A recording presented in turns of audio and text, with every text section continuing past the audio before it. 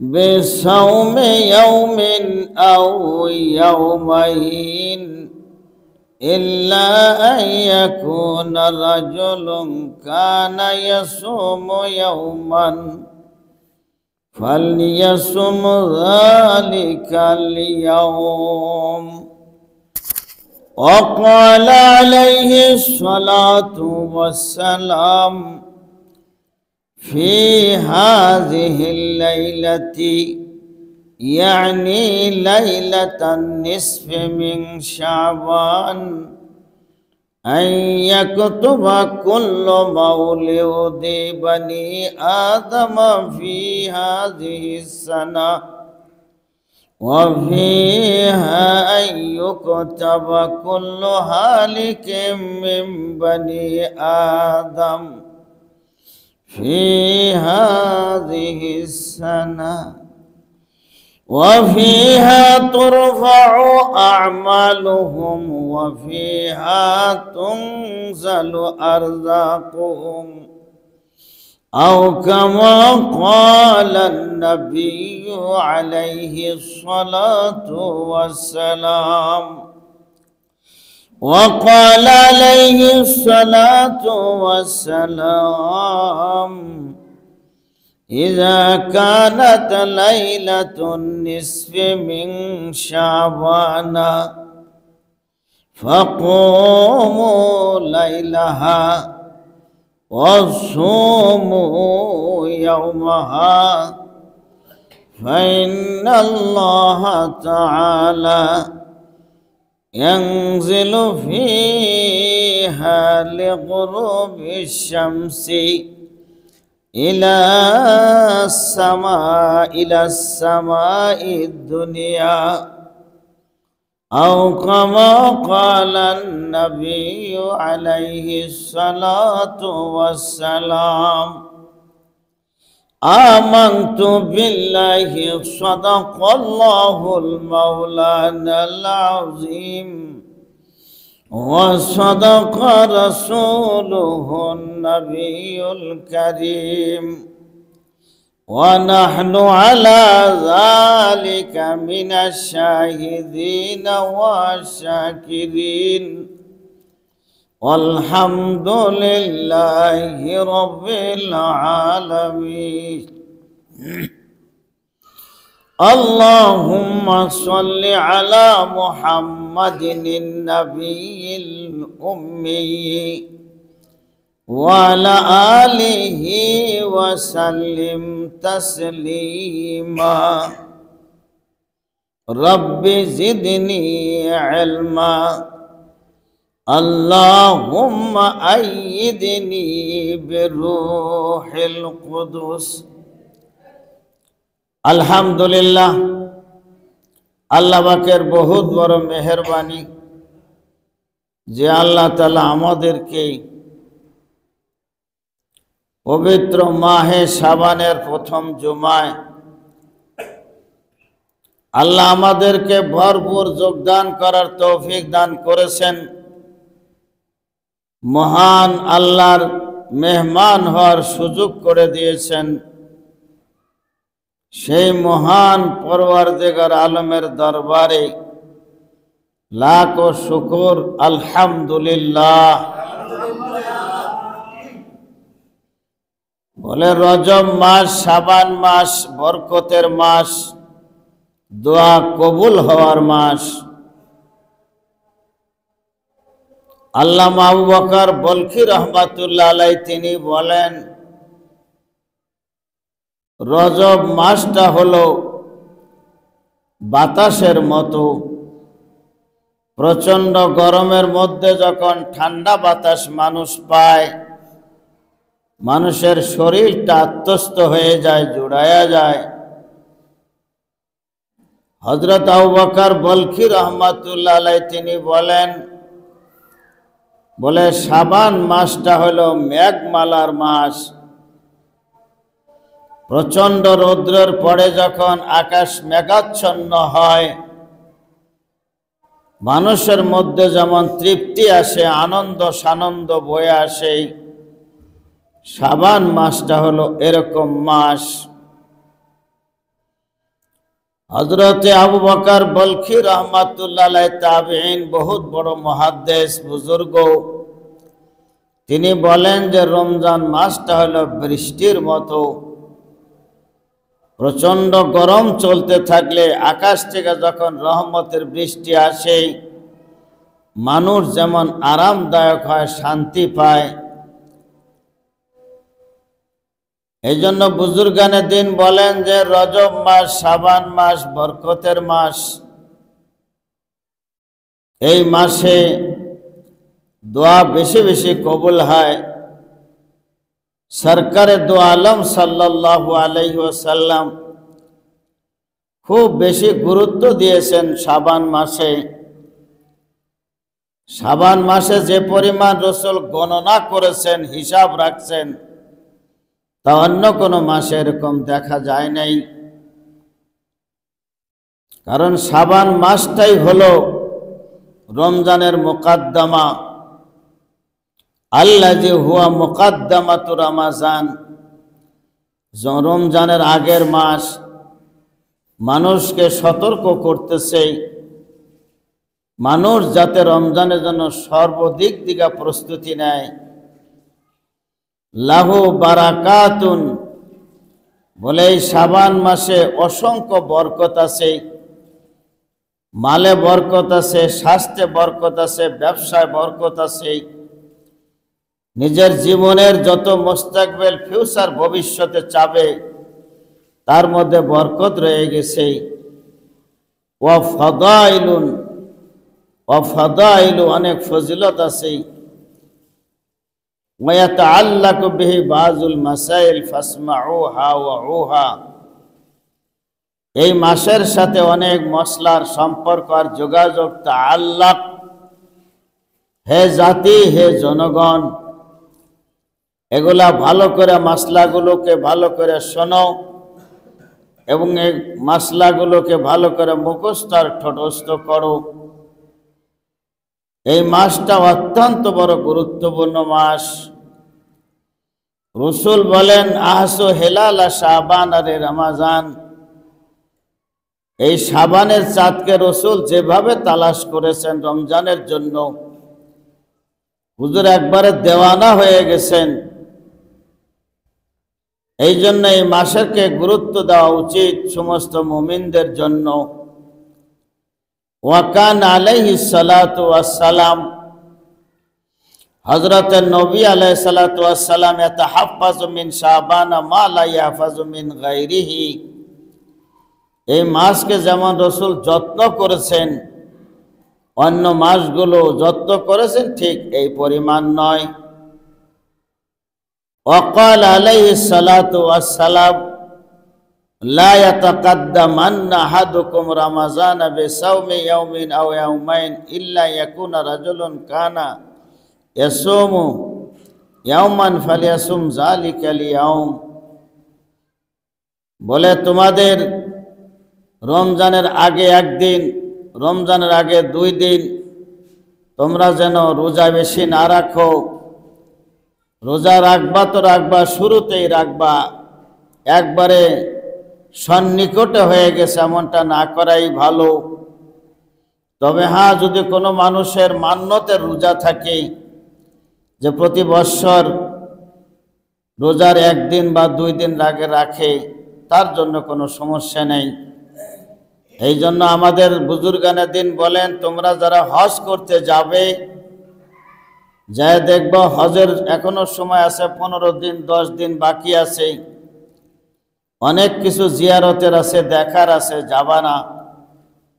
কারণ আল্লাহ না করুক হঠাৎ অসুস্থ হয়ে পড়লা, তাহলে হজের যে সমস্ত রোকন আছে, ফরজ আছে, ওয়াজিব আছে, সুন্নতে মুআক্কাদা আছে, সেগুলো আদায় করা মুশকিল হবে। বিধায় ফরজ আদায় করার আগে কোনো কাজে লিপ্ত হবে না। এই জন্য সব কাজেরই সতর্ক বাণী আছে। হজে গিয়ে সেরে ঝোঁকের মাথায় উহুদ গেল, অমুক জায়গায় গেল, তমুক জায়গায় গেল, ঘুরতে গেল, সফর করলো, কিন্তু দেখে গেল যেদিন যাওয়া লাগবো মিনাতে হজ করতে হবে, অসুস্থ হয়ে পড়লেন, ক্লান্ত হয়ে গেলেন।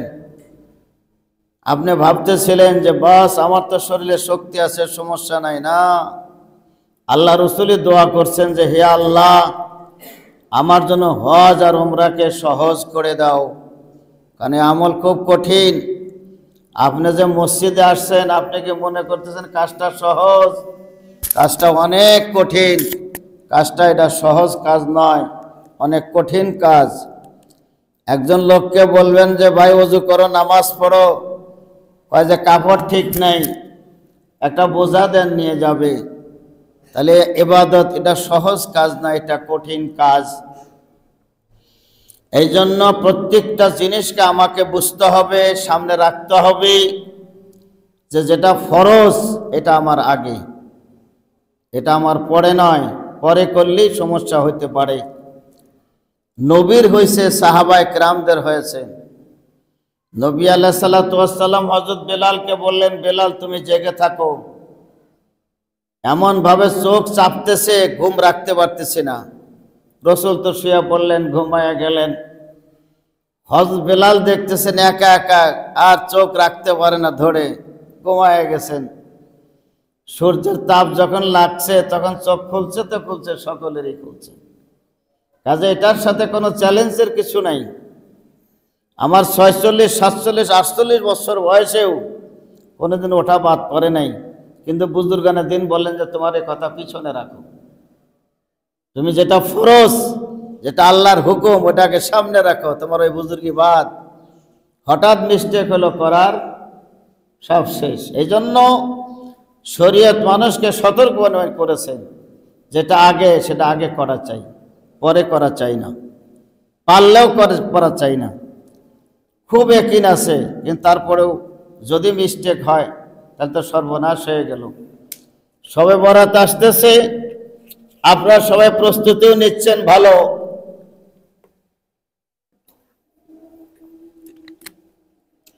সারা রাত তেলাওয়াত হলো, সব কিছু হলো, ফজরের নামাজ হলো না, কি লাভ? সিজদাতুন ওয়াহিদাতুন খায়রুম মিনাদ দুনিয়া ওয়া মা ফিহা। আল্লাহ রসুল বলেন যে একটা সিজদার দাম দুনিয়া, মাফি, দুনিয়ার চাইতে উত্তম। বলে আমরা তো সারা রাত সিজদাই করছি, করলে কি হবে? পিছন তো দিক নাই। ইট যদি বাঁকা হয়ে ওঠে, 30 তলা করলে বাঁকাই হবে।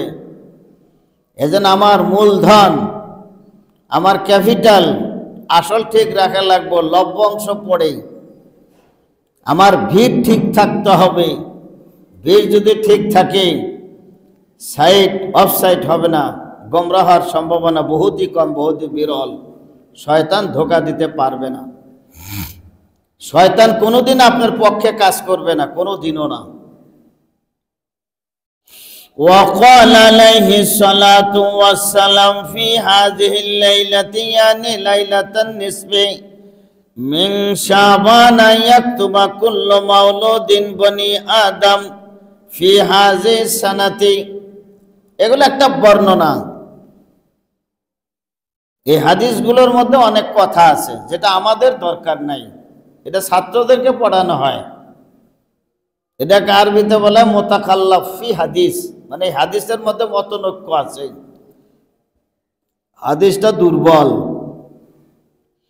বুজুর্গানের দিন বলেন যে দুর্বল হলেও ফজিলতের জন্য ভালো, মানুষকে উৎসাহী করা যায়, মানুষকে দিনের জন্য ডাকা যায়। বলে এই মাসে, শাবানের অর্ধেক মাসে যত বাচ্চা জন্মগ্রহণ করবে এই মাসেই করবে, যে আইয়ুকতাবা কুল্লু মাউলুদিন বনি আদম ফি হাযিস সানা। এই শাবান মাসের মধ্যে কত মানুষ আসবে আর কত মানুষ যাবে এখানেই গণনা করা হয়, ফেরেশতারা এখানে গণনা করে। এই মাসে কত মানুষ মারা যাবে তাও গণনা করা হয়। যার কারণে মানুষ কথোপকথন, উলামায়ে কেরাম, বুজুর্গানে দিন, মসজিদের খতিবান সকলে এই বয়ানগুলো করে আসেন, মানুষের মধ্যে উৎসাহিত হয় যেটা একটা ভালো দিন, ভালো রাত্রি, এখানে জাগরণ করা দরকার, একবারে মিশা তা নয়, ফজিলত যে নাই তাহা নয়। ওয়া ফিহা তুরফাউ আমালুহুম, এই রাত্রে যে তাদের সমস্ত আমালকে জায়গা মতে নিয়ে যাওয়া হয় উপরের দিক। ওয়া ফিহা তুনজালু আরযাকুহুম, সারা বৎসরে কি খাবে, তার কি রোজগার হবে, এই রাত্রিতে সেগুলাকে অবতীর্ণ করা হয়। যার কারণে মানুষ ঝোঁকে যে ইবাদতটা করে রাখি, দোষণীয় নয়। কিন্তু যদি হয়েই যায়, ডক্টর ইকবাল, ডক্টর শহীদুল্লাহ উনি বলেন যে ইমানটা না কাছে রাখো, যদি কিয়ামত হয়েই যায়। ইসলামের কাজ করে রাখো, যদি কিয়ামত হয়েই যায়। কিয়ামত তো হবে সুনিশ্চিত, অবশ্যই, কিন্তু ধরলাম তোমাকে সম্ভাব্যের ভিতরে, সন্দিহানের ভিতরে ধরলাম, তারপরে ইমানটাই না কাছে রাখো। তো ডক্টর শহীদুল্লাহ সাহেব মিসাল দিচ্ছেন যে মনে করেন যে একজন মানুষ যাচ্ছে একা একা, সামনে জঙ্গল আছে, তো সেই জঙ্গলের মধ্যে তো নানা ধরনের প্রাণী আছে, পক্ষের বিপক্ষের। একটা লাঠি কাছে রাখো, লাঠি রাখলে তাহলে তোমার বিপক্ষের যেটা আছে তার সাথে তুমি মোকাবেলা করতে পারবা। লাঠিটা কাছে রাখা ভালো, কাছে রাখা ভালো। যদি ধরা পড়েই যাও, ধরা না পড়লা তো না পড়লা, কিন্তু লাঠি সাথে রাখা কি ভালো। তো ইমানটাই না কাছে রাখো, যদি কিয়ামত হয়েই যায়। وقال عليه الصلاة والسلام إذا كانت ليلة النصف من شعبان, যখন শাবানের 14 তারিখের রাত্রি যখন হবে, ফাকুমু লাইলাহা, তোমরা রাত্রে খারইবা, তার মানে নামাজ পড়বা। নামাজ যদি না পড়ো তাহলে তেলাওয়াত করবা, তেলাওয়াত যদি না করো তাসবিহ পড়বা, জিকির আজকার করবা, মুরাকাবা করবা। একটা বছর অতিক্রম হয়ে গেল, আমার জীবনে কি আমি করলাম, আমি কতটি ভালো কাজ করছি, কতটি অন্যায় করছি, মুরাকাবা করো, হিসাব লাগাও। বলে এই রাত্রিতে ইস্তেগফারের মাস, আল্লাহর কাছে গুনাহ মাফ চাওয়ার রাত্রি। ওয়ান আব্দুল্লাহ ইবনে আব্বাস রাদিয়াল্লাহু তাআলা আনহুমা আন্নাহুমা قال قال رسول الله صلى الله عليه وسلم من لزم الاستغفار جعل الله له من كل ضيق وضيق وضيق مخرجا ومن كل هم فرجا ورزقه من حيث لا يحتسب। হযরত আব্দুল্লাহ ইবনে আব্বাস রাদিয়াল্লাহু তাআলা আনহুমা তিনি বলেন যে ইস্তেগফার, আল্লাহর কাছে গুনাহ মাফ চাওয়াটা তোমার নিজের জীবনের জন্য খুব গুরুত্বপূর্ণ বানিয়ে নাও। যদি গুরুত্বপূর্ণ বানিয়ে নিতে পারো তাহলে তোমাকে 3টা পুরস্কার দেওয়া হবে। 1 নাম্বার পুরস্কার, তোমার সংকীর্ণ জীবনকে আল্লাহ তাআলা বড় বানিয়ে দিবেন। 2 নম্বর পুরস্কার, বিরাট বড় মুসিবতকে আল্লাহ তাআলা দূর করে দেবেন। 3 নম্বর পুরস্কার, আল্লাহ তোমাকে জীবনেও কোনোদিন হারাম খাদ্য খাওয়াবে না। যত বিপদে আপনি পড়েন, যত অভাবে দেখা দিক, 1 দিন যাবে, 2 দিন যাবে, 3 দিন যাবে না, এর মাথায় আল্লাহ তাআলা আপনাকে হালালের ব্যবস্থা আল্লাহ করে দিবেন। রিজিক আসবেই, আল্লাহ করেই দিবেন। এই জন্য ইস্তেগফার বেশি করে পড়া চাই। আস্তাগফিরুল্লাহ রাব্বি মিন কুল্লি যামমি ওয়া আতুবু ইলাইহি লা হাওলা ওয়ালা কুওয়াতা ইল্লা বিল্লাহিল আলিয়্যিল আযীম।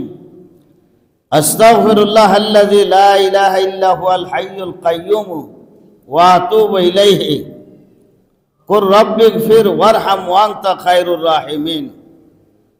এগুলা পড়া চাই। এলে ইস্তেগফার ঘন ঘন পড়া চাই। এগুলা পড়লে আল্লাহ রাব্বুল আলামিন আপনাকে ভালো খাদ্যের ব্যবস্থা করে দেবেন। আল্লাহ আপনাকে সুন্দর খাদ্যের ব্যবস্থা রব্বুল আলামিন করে দিবেন। এজন্য ইস্তেগফারের লাইন খোলা থাকা চাই। যার ইস্তেগফার বেশি থাকবে হাসরের ময়দানে তার গর্দানকে আল্লাহ তাআলা অনেক উঁচা রাখবেন। মানে অনুতপ্ত হওয়া চাই, অনুতপ্ত হওয়া চাই যে আমি যে অন্যায় করছি এটাকে মনে করা চাই। এটা যদি কেউ মনে করে তো রব্বুল আলামিন তার নিজের জীবনকে সুন্দর করে দিবেন রব্বুল আলামিন। আত-তাইবু মিনাজ যামবি কামান লা যামবা লাহু।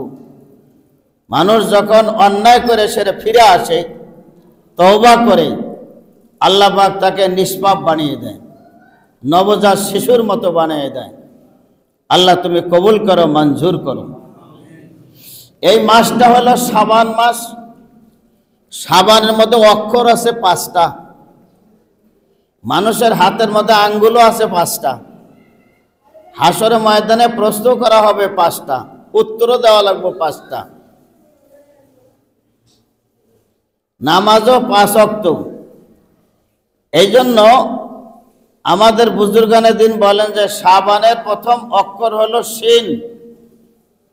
শিন শব্দের অর্থ হলেই যে রজব মাস শাবান মাসে যখন মানুষ ইবাদত এর মধ্যে গুরুত্ব বেশি দিবে, তখন আল্লাহ তাআলা তাকে আল্লাহ উঁচা মাকাম দান করবেন, উচ্চ স্তরে আল্লাহ তাআলা পৌঁছাবেন। আল্লাহ বিপদ আপদ দূর করে দিবেন। আল্লাহ কোথা থেকে করবেন, কেমনে করবেন, এটা আল্লাহই ভালো জানে। হযরতে মুসা আলাইহিস সালাতু ওয়াস সালামের যুগে মুসা আলাইহিস সালাতু ওয়াস সালাম পাহাড়ের চূড়ামণি আকাশের নীল দিগন্তে বসা, ওই পাহাড়ের নিচ দেওয়ার পানির ঝর্ণা চলছে, খুব মিষ্টি পানি। তো মুসা আলাইহিস সালাতু ওয়াস সালাম উপরে বসা আছেন। হঠাৎ দেখা গেল একজন যুবক মানুষ ক্লান্ত হয়ে ওখান পানি পান করলো। হাতে ছিল টাকার একটা ব্যাগ, ওই ব্যাগটা রেখেই চলে গেল। কিছুক্ষণ পরে দেখা গেল আরেকজন যুবক আসলো। যুবক আসার পরে সেও নিজেও পানি পান করলো, টাকার ব্যাগটা নিয়ে চলে গেল। মুসা আলাইহিস সালাতু ওয়াস সালামে পাহাড়ের চূড়ামণি আকাশের নীল দিগন্তে বসে খালি তামসা দেখে। টাকা রাখলো একজন, নিয়ে গেল আর একজন। এর ফাঁকে দেখা গেল একজন বৃদ্ধ মানুষ জঙ্গলে খড়িমড়ি খোটে, লাকড়ি খোটে, এগুলা এক জায়গায় জড়ো করে সংগ্রহ করে বাজারে বিক্রি করে। তো বেচারাও পানি পান করলো। পানি পান কইরা আরামে শুয়ে পড়ছে, তো পড়ছে, ঘুমায় গেছে। এখন যে বেচারা টাকা রেখে গেছে তার তো টাকার কথা মনে পড়ছে। আপনি মোবাইল রেখে গেছেন, মোবাইলের কথা মনে পড়ছে না যাওয়ার পরে? হে বেটা টাকার জন্য আসছে, টাকা তো নিয়ে গেছে আর এক যুবক। যুবক তো নাই, পাইছে কারে? বুড়া মানুষটারে। বুড়া মানুষটাকে ডাক দা বলতেছে, বুড়া মেয়ে আমার টাকা দাও। কয় যে তোমার টাকা তো আমি নেই। যখন স্বীকার করে না, যুবক তাকে মার শুরু করছে। মারতে মারতে মাইরেই ফেলাইছে। মুসা আলাইহিস সালাতু ওয়াস সালাম চিন্তা করেন কি ব্যাপার, আল্লাহ এরকম একটা কাজ করতেছে, বান্দারে দ্বারা করাইতেছে, এটা কি ঘটনা, এগুলা কেন হচ্ছে? টাকা রেখে গেল একজন, টাকা নিয়ে গেল আর একজন। বুড়া মিয়া জানেই না, তারে মাইরেই ফেলাইলো। ব্যাপার তাতাব্বু তালাশ করা হলো, খোঁজাখুঁজি করা হলো। দেখা গেল যে লোকটা টাকা নিয়ে গেছে ওই লোকটা ওই যুবকের বাপের কাছে টাকা পাইতো। বাবা ছিল নেককার মানুষ। তো ওই নেককার মানুষটা যেন হাসরের ময়দানে ঋণী হয়ে না ওঠে, কাজে তার ছেলের টাকা, তার মানে বাবার টাকা, ছেলের টাকাটা নিয়ে গেল, বাবা ঋণের থেকে কি হয়ে গেল? মুক্ত হয়ে গেল, মুক্তি পেয়ে গেলেন। কারণ আপনি নেককার মানুষ, নামাজি মানুষ, পরহেজগার মুত্তাকি মানুষ, যাতে ময়দানে মাহশারে আপনি ঋণী হয়ে না ওঠেন। এই জন্য আল্লাহ তাআলা এক ঘটনা ঘটাইছেন। মুসা আলাইহিস সালাম জানতে পেরে বললেন যে ঘটনা তো ঠিক, তাহলে তো কোনো পয়গাম্বর, কোনো মানুষ তো গায়েব জানে না, গায়েব তো জানে কে? আল্লাহ। বলে লোকটা যে মারল, বলে এই লোকটা তার নিজেদের কোনো মানুষকে হত্যা করেছিল, খুনের বদলায় খুন নিল। খুনের বদলায় কি নিছে? খুন। কারণ এই লোকটা একটা খুন করেছিল, যার কারণে সেও কি হয়ে গেল? খুনি হয়ে গেল। এই জন্য আপনি যত কাজ, যত দূরে, যত গোপনে, যতভাবে আপনি করেন, ভালো কাজ করলে সেটা থাকবে, খারাপ কাজ করলে কিন্তু এটার বহিঃপ্রকাশ হবেই। দুনিয়া দেখা যেতে যে বিশাল কিছু, ওই বিশাল কিছু কিন্তু একদম থাকবে না। কারণ আল্লাহ নামে একটা জিনিস কি আছে, ঠিক না?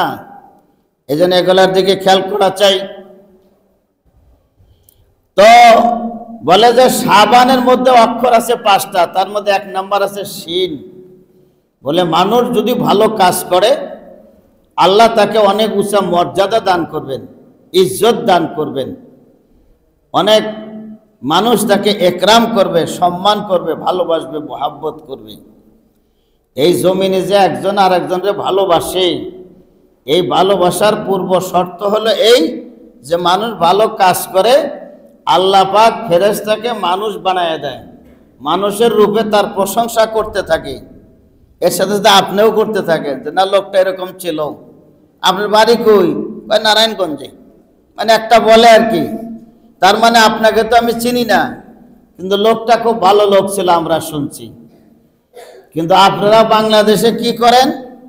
যখন জানাজার সামনে হয়, দুনিয়ার যত আকাম কুকাম সব করছে, যত অন্যায় অশ্লীল কাজ সব করছে, ক্ষমতা আছে, শক্তি আছে, জনগণ আছে, ধন আছে, জন আছে, বাস জানাজা পড়ার আগদা বলে যে ইমাম সাহেব হুজুর আমার 1 মিনিট টাইম দেন। বলে দিলাম তোমার 1 মিনিট টাইম।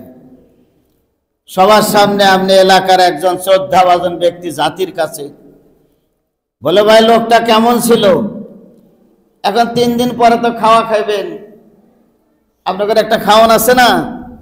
এখন খাওয়ানোর কারণে হোক, মান সম্মানের কারণে হোক, এলাকায় মোহাব্বত ভালোবাসা বজায় রাখার কারণে হোক, যেভাবেই হোক, লোকটা ভালো আছিল। লোকটা কি ছিল? ভালো আছিল। কিন্তু তারে কোনোদিন কেউ মসজিদে দেখে নাই, ঈদগাঁও দেখে নাই, কোনো মসজিদে 10 টাকা দিতেও দেখে নাই। কিন্তু আপনারা কইতেছেন কি ভালো ছিল। কিন্তু আল্লাহর কাছে যদি আপনি ভালো না হন, এই 10 জনে কইলে কি ভালো হইব? ভালো কাজ করলে আপনার কিছু কোয়া লাগবে না, এমনি ভালো হইবেন। হযরত খিজির আলাইহিস সালাম পয়গম্বর, 2 জন পয়গম্বর জমিনে, 2 জন আসমানে। ইলিয়াস আলাইহিস সালাম জমিনে, খিজির আলাইহিস সালাম জমিনে। ইউসুফ আলাইহিস সালাম আসমানে, ঈসা আলাইহিস সালাম আসমানে। তো হযরত খিজির আলাইহিস সালাম এক লোককে জিজ্ঞাসা করতেছে, ভাই তুমি এই পানি ভরে ভরে কই নিয়ে যাও? কয় যে জঙ্গলের মধ্যে আমাদের মসজিদের খতিব সাহেব থাকে, তো ওই হুজুরের পানি দিয়ে আসি। কয় তোমারে কয় টাকা করে দেয়? কয় 10 টাকা দেয়। ভাই তুমি এক কাজ করো, ওই খতিবরে পানি দেওয়ানোর কোনো দরকার নাই, তুমি আমার কাছে দোয়া নাও, পানি তোমার বাড়িতে টাকা তোমার বাসায় যাইব। তো লোকটা আবার টেকনা আছে, চালাক আছে। কয় তাহলে হুজুর আপনি আমার জন্য ওই দোয়া করেন যেটা আমার ভাগ্যে লেখা নাই, যেটা আমার কপালে নাই, ওই দোয়া আপনি আমার জন্য করেন। তখন খিজির আলাইহিস সালাম কয় না, এটা তো সম্ভব না, যেটা তকদিরে নাই ওটা তো আমি আইনে দিতে পারবো না। কয় যেটা তকদিরে নাই তুমি আইনে দিতে পারবো না, তাহলে তোমার দোয়া তো আমি করবো কি? যেটা আমার তকদির আছে তো আপসি আইব, ঠিক না বে? ঠিক। তারপরে দোয়ার দরকার আছে, কিন্তু কিছু সিস্টেমও তো আছে। হ্যাঁ, এখন আপনার চাকরি হয়েছে, আপনি স্থলে যাবেন না, হুজুরে দোয়া করলে কাম হইব? আপনি দোয়া নেবেন, কাজও করবেন যাতে টাকার বরকত হয়, মুসিবত না আসে, ছেলে মেয়ের রোগ ব্যাধি কম হয়, পেরেশানি কম হয়, দুঃখ দুর্দশা কম হয়, এই জন্য দোয়া নেবেন। আপনি যদি বিয়া শাদী না করে কোন যে একটা ছেলে হইলে হ্যাবজখানায় দিব, তাই কি হবে? এক বেচারা আসছে হুজুরের কাছে, হুজুর আবার পীর সাহেব, তো পীর সাহেবের আবার দোয়া কামেও নাগে। আয়সা কাছে, হুজুর আমার জন্য দোয়া করেন, আল্লাহ যদি আমার ছেলে সন্তান দেয় তাহলে আপনার মতন বড় হুজুর বানাবো। কয় মাশাআল্লাহ, দোয়া করি আল্লাহ যেন আপনারা সুসন্তান দেয়, আর এরকম আমার সাথে বড় আলেম হয়, বাইজিদ বোস্তামি ছাড়া যায়। হে বেচারা 2-3 বছর পরে আইছে, আয়সা কাছে, হুজুর আপনি পেশাব মানুষ, সবাই আপনার দোয়া নেয়, সবাই আপনারা ভালোবাসে, খুব আমার তো কোনো কিছুই হইলো না। তো হুজুর বললেন যে তোমার শ্বশুর বাড়ি কোথায়? কয় যে হুজুর আমি বিয়ে শাদী করি নাই। কথা বোঝেন নাই বাংলা?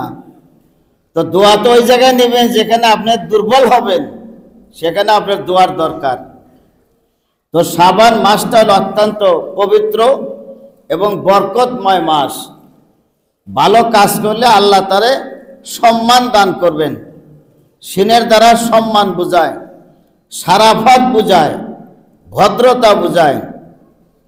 এরপরে শাবানের সিনের পরে শব্দ একটা আছে আইন। আইনের মানে হলো ইলমুন উলুব্বুন, বলে আল্লাহ তারে উঁচা দরজা দিবে।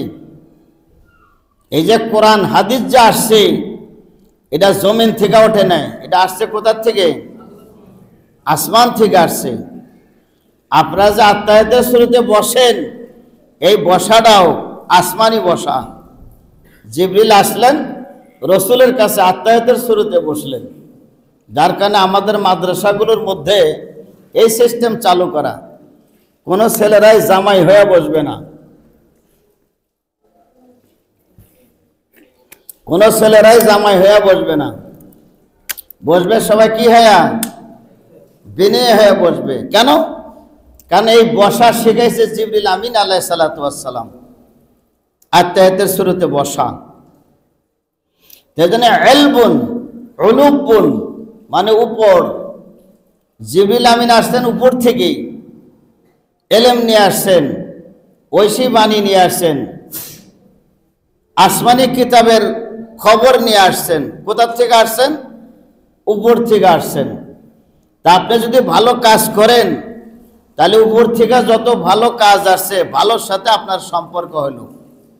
এই জন্য শাবান মাসের কিছু তাৎপর্য আছে। বলে তারপরে হলো বা শব্দ আছে একটা, সা বা। বা মানে বরকত। বা মানে কি? বরকত। কয়ে ভাই যা টেনশন করছিলাম, যা চিন্তা করছিলাম, ছেলে মেয়েকে বিবাহ দিচ্ছিলাম, খাদ্যদ্রব্য কম, লোক সংখ্যা এসে গেছে বেশি। তার একজন আবার বলে যে টেনশন করো না, চিন্তা করো না, এটা একটা শুভ কাজ, এটা একটা পবিত্র কাজ, এই পবিত্র কাজের মধ্যে আল্লাহ বরকত দিব। আল্লাহ বরকত দেয়ও। এমন কোনো জায়গায় এরকম ঘটনা ঘটে নাই, খুব কম। আল্লাহ পাক বরকত দেয়। হয় মনে করেন আইটেম এলা কম হয়, আগে একটু ভালো গেছে, তারপরে দ্বিতীয় স্তরে একটু কম গেছে, এমনটা হয়। না খায় যে এমনটা না, বাড়ির মানুষও খায়, সবই খায়। কেন খায়? যে মানুষের টেনশন থাকে, বাড়িওয়ালার চিন্তা থাকে, ইজ্জতের প্রশ্ন, একরামের প্রশ্ন, বহিরাগত মেহমান আসবে, একটা ভালো কাজ, শুভ কাজ শুরু করছি, আল্লাহ পাক এই চিন্তার কারণে আল্লাহ কি করে দেন? বরকত দিয়ে দেন। এজন্য বরকতেরই দরকার, বরকতওয়ালা জীবনই প্রয়োজন। বলে সিন আইন বা বরকত, এর মধ্যে একটা আলিফ আছে, শাবান। যারা মাদ্রাসায় পড়ছেন, যারা কোরআন শরীফ পড়া জানেন, শাবা বার পর কি আছে? আলিফ আছে। বলে আলিফের দ্বারা বোঝা উলফত, মোহাব্বত, ভালোবাসা।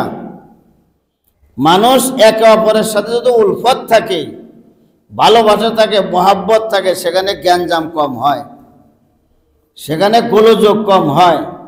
মানুষের মধ্যে ভ্রাতৃত্বের বন্ধন থাকা ভালো, আত্মীয়তার মধ্যে ভালোবাসা থাকা ভালো। ভালোবাসা থাকলে বদনাম হয় না, অল্প স্বল্পতেই মানুষ খুশি হয়ে যায়। আরে দোস্ত, তুমি চিন্তা করো না, তোমার এখানে ডালটা ভাত খাইলাম, আমি কি মানুষের কাছে গিয়ে বলবো? তুমি তো আমার আপনজন, তুমি তো আমার নিজস্ব লোক, তুমি তো আমার লোক, আমি তো তোমার লোক। ভালোবাসা থাকলে এটা হয়। আর যদি ভালোবাসা না থাকে, ওই যে আপনার 40 দিন গেলে যে খাওয়ান, গরু একটা মারেন, বহু লোকের দাওয়াত দেন, কিন্তু দেখা গেল কোনো তেলাওয়াতও নাই, কোনো জিকিরও নাই, কোনো তসবিহও নাই, কিচ্ছুই নাই।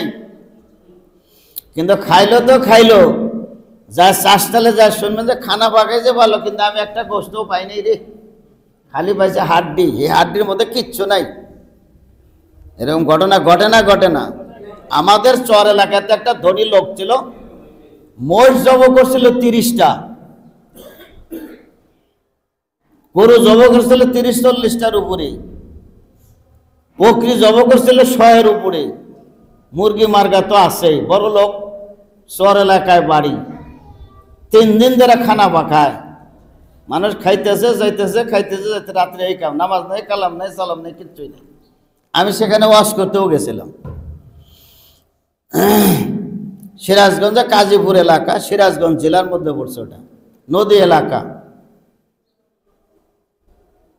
খাওয়াইছে খুব ভালো, কিন্তু আল্লাহ রহমতে মারামারি হয়েছে। কথা বোঝেন নাই? কারণ যে কাজের মধ্যে বরকত নাই সেখানে কি হবে? মারামারি হবে। কারণ কাজটা তো সুন্নত ছাড়া হইতেছে, আল্লাহ ছাড়া হইতেছে, নবী ছাড়া হইতেছে। গন্ডগোল লাগলো কেমনে?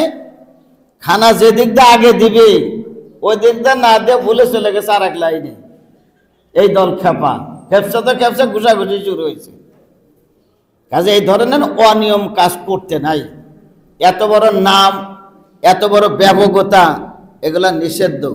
করবেন না তা না, অল্প পরিসরে করবেন, যেখানে কন্ট্রোল করা সম্ভব হয়। খাওয়াবেন না, খাওয়াবেন, 3 দিন পরে খাওয়ান, 4 দিন পরে খাওয়ান, মাঝে মধ্যে খাওয়ান, খাওয়ান কোনো ক্ষতির কিছু না, নাজায়েজের কিছু না। কিন্তু এমন নাম করতে গেছেন, নাম হয়েছে, বেশি নাম করা ভালো না, বেশি প্রশংসা ভালো না, বেশি খাতিরও ভালো না, একবারে বেশি মেশাও ভালো না। বেশি মিষ্টি মিষ্টি এমন ছোটা ছোটে যে তার চেহারাও আর দেখে না। এই জন্য খাতিরের একটা সীমা থাকা উচিত। এক পোলারে জিজ্ঞাসা করছে, বাবা কই গেছিলা? কয় যে শ্বশুর বাড়ি থেকে আসলাম। কয় তোমার শ্বশুর বাড়ির লোক কেমন? কয় যে ভাষা নাই। কি নাই? ভাষা নাই। আমার শাশুড়ি যখন শুনছে যে জামাই আসতেছে, এক খাবারে 10 পদের খাবার রেডি, যায় দেখি, আরে কঠিন অবস্থা। বাপে মায়ে খিলায়া মানুষ করছে, এই প্রশংসা কারো কাছে করে নাই। করতেছে কারটা? করা ভালো, কিন্তু সীমা অ্যাকসেপ্ট করা যাবে না। বাবা মাকে আগে রেখে পরে এমন সীমা অ্যাকসেপ্ট করছে যে মা বাবরে গেছে ভুইলা। 6 মাস পরে জিজ্ঞাসা করছে, বাজান কই গেছিলা? কইও না। ওদের মতো খারাপ মানুষ নাই। শ্বশুর বাড়ির প্রশংসা করছে না করে নাই? কিন্তু এখন ওদের মতো কি নাই? খারাপ মানুষ নাই। আর বাবা মার প্রশংসাও করে নাই, বদনামও করে নাই। এই সিরিয়ালে আছে, দুনিয়ার সমস্ত মানুষ এই সিরিয়াল নেই, এই অবস্থা নেই, এই মুখ নেই, কবরে যাবে। এই জন্য সীমা লঙ্ঘন করা, এটাকে আরবিতে বলে মুতাওয়াজিজ, তাজাউজ। সীমা লঙ্ঘন করা ঠিক না, সীমা ছাড়া গেলেই সমস্যা হবে। বলে সাবানের পরে শব্দ একটা আছে নুন। বলে এই মাসে যদি মানুষ আল্লাহরে ডাকে, তেলাওয়াত করে, নিজে ভালো খাবার খায়, অল্প পরিসরে একে অপর খাওয়ায়, দান ও সাদকাত খায়রাত করে, তখন তার কাজের মধ্যে আল্লাহ তাআলা নূর পয়দা করে দেবেন। কি পয়দা করবেন? নূর। নূর মানে আলো, আলো পয়দা হবে, নিজের কাছে ভালো লাগবে, চলতে ফিরতে ভালো লাগবে, সুন্দর লাগবে, সুন্দরত্ব আসবে। দেখেন অনেক সময় যদি খাদ্য পেটের মধ্যে গিয়ে সেটা হজম না হয়, তাহলে কিন্তু ও দৌড়াদৌড়ি পারে, ও কোনো ছিদ্র খুঁজে পায় না, তখন পেট ব্যথা করে, এই করে সেই করে, নানাবিধ সমস্যা দেখা দেয়। তো কোনো কাজের মধ্যে যদি বরকত